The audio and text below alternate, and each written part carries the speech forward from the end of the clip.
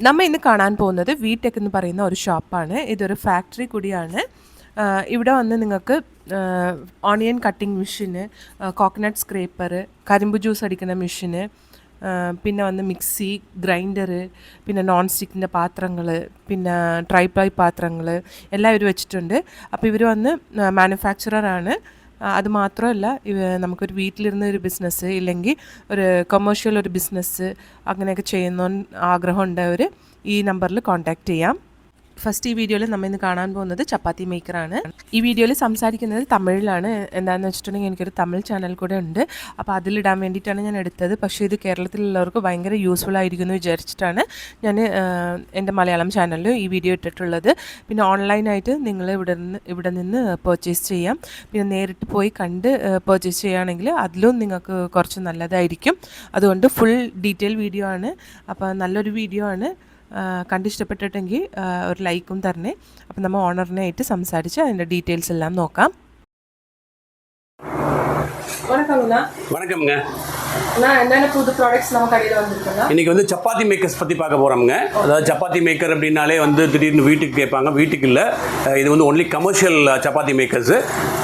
சப்பாத்தி வந்து நம்மளுக்கு வந்து ஒரு பல்காக போட்டு கொடுக்குறாங்க. இப்போ 5 ரூபா சப்பாத்தி, 10 ரூபா சப்பாத்திங்கிற மாதிரியான பல்க் சப்பாத்திஸ் போட்டு சேல் பண்ணுறவங்களுக்கு உண்டான மிஷின்ஸ் வந்து நம்ம இன்றைக்கி பார்க்க போகிறோங்க.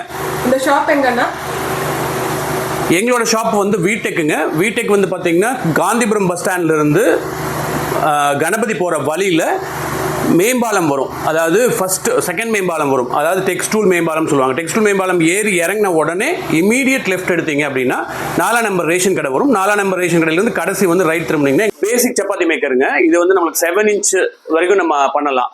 அதாவது 5 இன்ச், 6 இன்ச், 7 இன்ச் இந்த மாதிரி வரைக்கும் பண்ணக்கூடிய சப்பாத்தி மேக்கரு.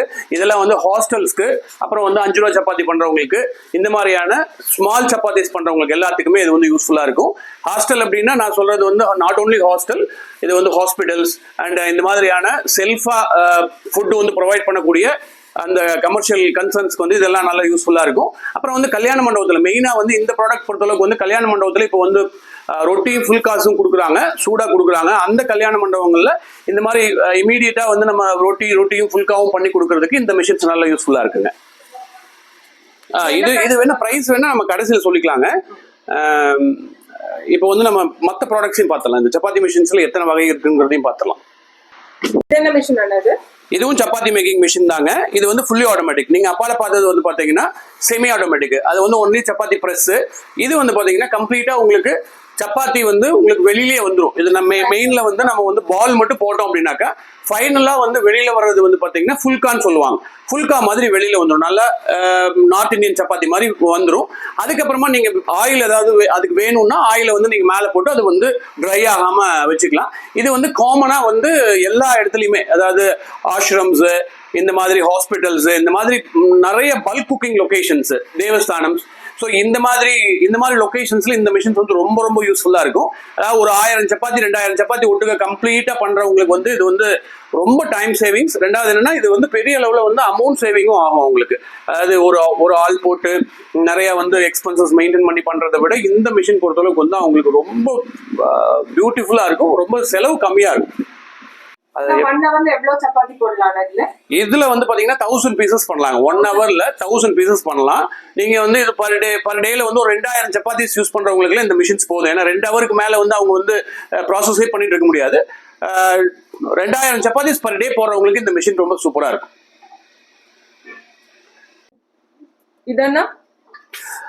இது வந்து இப்போ நான் சொன்ன ஆட்டோமேட்டிக் மிஷின்ல conveyor type machine, mini type machines. இப்போ அது வந்து உங்களுக்கு கொஞ்சம் பெருசு. அது வந்து 1000 பீசஸ் பர் ஹவர். இது வந்து அதை விட வந்து கம்மியான உங்களுக்கு ஒரு 500 பீசஸ் பர் ஹவர் வந்து இது ப்ரொடக்ஷன் வரும்.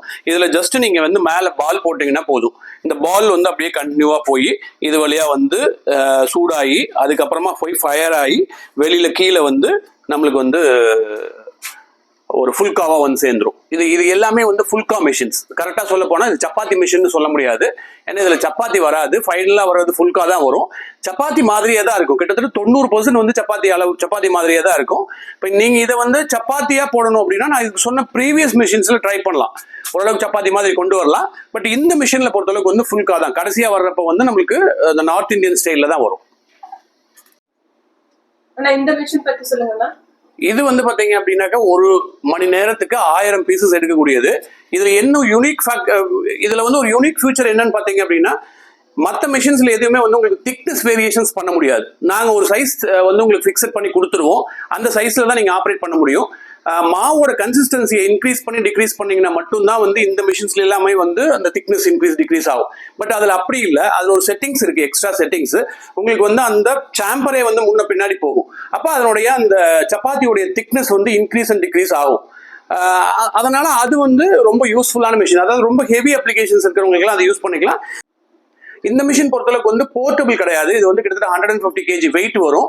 இது வந்து பாத்தீங்க அப்படின்னாக்கா ரொம்ப போர்ட்டபிளான மிஷின். இது வந்து ஒரு 40 kg தான் இருக்கும். ஸோ இந்த மிஷினோட ஸ்பெஷாலிட்டி என்னன்னு பாத்தீங்கன்னா, இது ரொம்ப ஹெவி டியூட்டி. ரெண்டாவது இது வந்து ஒரு 1000 பீசஸ் பர் ஹவர் வந்து இதனுடைய ப்ரொடக்ஷன் கெப்பாசிட்டி இருக்கும். லாங் லைஃப் இருக்கும். ஸோ இந்த போர்ட்டபிள் மிஷினை விட இது லாங் ரன்னிங் வந்து இது பெட்டரா இருக்கும். இதனால நிறைய சப்பாத்திஸ் யூஸ் பண்றவங்களுக்கு, ஒரு நாளைக்கு வந்து 2000-3000 சப்பாத்தி யூஸ் பண்றவங்களுக்கு இந்த மிஷின் பெட்டரா இருக்குங்க. ஆன்லைன் இருக்கானா? எஸ், நீங்க இது ஆன்லைன் சொல்ல முடியாது. இந்த மிஷின்ஸ் பொறுத்தளவுக்கு வந்து நம்ம டைரக்ட் விசிட்ஸ் இல்லாம மோஸ்ட்லி பண்றது இல்லைங்க. காரணம் என்னன்னு பாத்தீங்கன்னா, அவங்களுக்கு கொஞ்சமா ட்ரைனிங்ஸ் தேவைப்படுது. நான் பாட்டுக்கு இங்க மிஷின் அனுப்புறது பெருசு கிடையாது. அனுப்பிச்சிட்டோம் அப்படின்னாக்கா அவங்களுக்கு ஆப்ரேட் பண்றது கொஞ்சமா வந்து அந்த நாலேஜ் வேணும். நம்ம என்னதான் போன்ல கைட் பண்ணாலும் அந்த நாலேஜஸ் வந்து டிரான்ஸ்ஃபர் பண்றதுல சிரமம் இருக்கு. அதனால இது வந்து ஒரு லிட்டில் பிட் அது ட்ரைனிங் எடுத்துக்க வேண்டிய மிஷினா இருக்கு. இந்த வெஜிடபிள் கட்டிங் மிஷின்ஸ் மாதிரியோ மற்றது மாதிரியோ இது இல்லை. ஸோ அதனால மோஸ்ட்லி வந்து ஆன்லைன்ல தவிர்த்துட்டு நேரடியா வந்து அவங்க வந்து ஒரு ட்ரைனிங் எடுத்துட்டு அவங்க பண்ணிட்டாங்கன்னா ரொம்ப ரொம்ப சக்சஸ்ஃபுல்லா இருக்கும், யூஸ்ஃபுல்லா இருக்கும். இந்த மிஷின்ஸ் எல்லாம் நம்ம பாத்துக்கிட்டோம்னா, அந்த மிஷின்ஸ் வச்சுட்டு லேடிஸ் எல்லாம் ஏதாவது பிசினஸ் பண்ணலாமா? ஆக்சுவலா வந்து பிஸ்னஸ் அப்படிங்கிறது மிஷினரிங்கிறது வந்து வேறங்க. இப்போ பிஸ்னஸ் அப்படிங்கிறது கான்செப்ட் அவங்க மைண்டுக்குள்ள இருக்கணும்.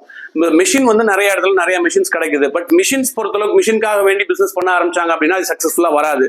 அவங்களுக்கு ஏற்கனவே தொழில் இருந்து, ஒரு எக்ஸாம்பிளுக்கு வந்து அவங்க வந்து ஆல்ரெடி ஒரு 100 சப்பாத்தி பர் டே பண்ணிட்டு இருந்துட்டு அதுக்கப்புறமா எனக்கு வந்து ஒரு 200 சப்பாத்தி 300 சப்பாத்தி பண்றேன் அப்படின்னா இது வந்து சூப்பரான மிஷினுங்க. நான் எடுத்த உடனே நான் எல்லா மிஷினரியும் வாங்கி அதுக்கப்புறம் நான் பிசினஸ் ஸ்டார்ட் பண்றேன் அப்படிங்கிறது அவ்வளோ அட்வைசபிள் கிடையாது. ஒரு சில பேர் சக்சஸ் பண்ணலாம், ஒரு சில பேர் வந்து ஃபெயிலியர் ஆகலாம். காரணம் என்னன்னு பாத்தீங்க அப்படின்னாக்கா அவங்களோட அப்ரோச். இப்போ கஸ்டமர் உங்களுக்கு வந்து பிசினஸ் அப்படிங்கிறது ஒரு சுண்டல் வைக்கிறதுக்கு ஒரு சின்ன நாலேஜ் வேணும். அதே மாதிரி இந்த மிஷின்ஸை பொறுத்தளவுக்கு வந்து ஒரு சப்பாத்தி மேக்கிங் பண்ணி நல்லதா கொடுக்குறோம் அப்படின்னா அவங்களுக்கு வந்து அந்த பீப்புள் ஸ்கில்ஸ் கொஞ்சம் வேணும். ஸோ அந்த பீப்புள்ஸை வந்து நம்ம எப்படி வந்து நம்ம ஹேண்டில் பண்றோம் அப்படிங்கிறதுடைய நாலேஜ் இருந்ததுன்னா அவங்க தாராளமா பிசினஸ்க்கு போகலாம். அது இல்லாம எனக்கு ஏதோ மிஷினை பார்த்தேன், இது நான் தொழில் பண்றேன்னு ஆரம்பிச்சா அது வந்து சக்சஸ்ஃபுல்லா வராது. இது வந்து நான் திருப்ப சொல்றதுக்கு காரணம் என்னன்னு பாத்தீங்கன்னா, மிஷினரிஸை வாங்கிட்டு போயிட்டு அதுக்கப்புறமா நின்று யோசிக்கிறத விட ஒரு தொழிலை ஆரம்பிச்சுட்டு ஒரு கார்னர்லயோ ஏதோ ஒரு இடத்துல ஒரு கடையை போட்டு ஆரம்பிச்சு அந்த தொழிலை வந்து கொஞ்சமாவது ஒரு 2 மாசம் 3 மாசம் சக்சஸ்ஃபுல்லா ரன் பண்ணதுக்கு அப்புறமா மிஷினரிஸை வாங்கிட்டாங்க அப்படின்னா அது வந்து சூப்பரா இருக்கும், கட்டாயமா வந்து அவங்களுக்கு வந்து ஃபெயிலியர் ஆகாம இருக்கும்.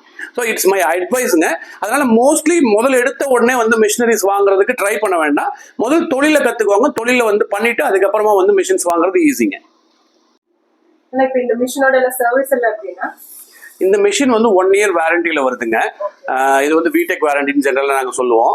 பிடெக் வாரண்டி அப்படின்னு பார்த்தீங்க அப்படின்னாக்கா குறைஞ்சபட்சம் 1 yearக்குள்ள எந்த ப்ராப்ளம் ஆச்சு அப்படின்னாலும் முழுக்க எங்களோட எக்ஸ்பென்சஸ் எல்லாம் நாங்கள் ரெடி பண்ணி கொடுத்துருவோம். எந்த கொஷின்ஸும் கேட்க மாட்டோம். இதில் ரீப்ளேஸ்மெண்ட் பண்றோமா அப்படிங்கிறது கிடையாது. ரீப்ளேஸ்மெண்ட் எந்த காரணத்தை கொண்டு பண்ண மாட்டோம். அதுக்கு உண்டான ரெக்டிஃபிகேஷன், இன்கேஸ் ஏதாவது மிஷின்ல காம்பனன்ட்ல ஃபெயிலியர் வந்துருச்சு, இல்லை அதுக்குள்ள வந்து சரியா வேலை செய்யல அப்படிங்கிற மாதிரி இருந்ததுன்னா கண்டிப்பா வந்து 1 yearக்குள்ள எல்லா எக்ஸ்பென்சஸும் நாங்க ஏத்துட்டு, அதாவது டிரான்ஸ்போர்ட் எக்ஸ்பென்சஸ் கூட நாங்க ஏத்துக்குவோம். அங்கிருந்து மெஷின் அனுப்புறதுக்கு உண்டான செலவு, திருப்பி அனுப்புறதுக்கு உண்டான செலவு எல்லாத்தையுமே வந்து லாரியில, அதாவது லாரி மீன்ஸ் எம்எஸ்எஸ் இந்த மாதிரியான பிரைவேட் பார்சல் சர்வீஸ் வெஹிக்கிள்ஸோடைய எக்ஸ்பென்சஸை நம்ம ஏத்துக்குவோம். ஸோ அதுல வந்து எந்த கஷ்டமும் இல்லை. 1 yearக்கு அவங்களுக்கு எந்த எக்ஸ்பென்சஸுமே இல்லாம அவங்க சர்வீஸ் பண்ணிக்கலாம். இந்த ப்ராடக்ட் வந்து யாருக்கெல்லாம் யூஸ் ஆகும்னா, இந்த ப்ராடக்ட் வந்து ஒரே டைம்ல 100 பீஸ் சப்பாத்திஸ் மேக் பண்றவங்களுக்கு யூஸ்ஃபுல்லா இருக்குங்க. அதே வந்து 50 15 டேபிள்ல சர்வீஸ் பண்ணக்கூடிய பெரிய ஹோட்டல்ஸ்க்கு அப்பதான் போடுவாங்க.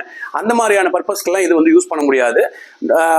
இது வந்து ஹாஸ்டல்ஸ், அப்புறம் நான் இதுக்கு முன்னாடியே சொன்னேன், அதாவது 5 ரூபா சப்பாத்தி இந்த மாதிரியான சின்ன ஒரு சேல்ஸ் விஷயங்களுக்கு, ரெண்டாவது கல்யாண மண்டபங்களுக்கு, இந்த மாதிரியான பல்க் குக்கிங் ஏரியாஸ்க்கு மட்டும்தான் இது யூஸ் ஆகும்.